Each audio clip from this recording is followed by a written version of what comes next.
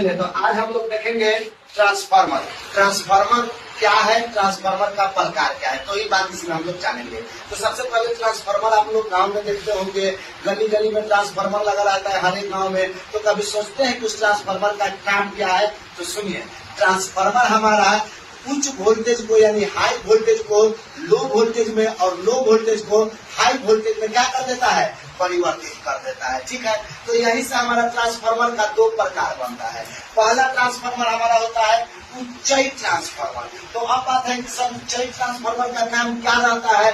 तो उच्चई ट्रांसफार्मर बाबू आपका हमेशा निम्न विभव को यानी लो वोल्टेज को हाई वोल्टेज में परिवर्तित कर देता है। बात समझ में आया? अब कहेगा कि सर इसका काम क्या रहता है उच्चई ट्रांसफार्मर का?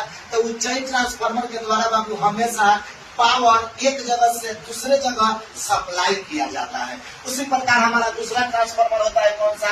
अपचयी ट्रांसफार्मर। अपचयी ट्रांसफार्मर हमारे गाँव में लगा रहता है। जो हम गाँव में ट्रांसफार्मर देखते हैं वो कौन सा ट्रांसफार्मर होता है? तो हमारा अपचयी ट्रांसफार्मर होता है, जिसको अंग्रेजी में बोलते हैं क्या? Step down transformer. तो जब हमारा पावर प्लांट से ज्यादा मात्रा में पावर आता है तो उसी पावर के वोल्टेज को ये क्या कर देता है? अपचयी ट्रांसफार्मर कम कर देता है। यानी कि हमारे गाँव में जो वोल्टेज आता है लगभग 11,000 आता है और उस 11,000 को बदल कर किसमें कर देता है?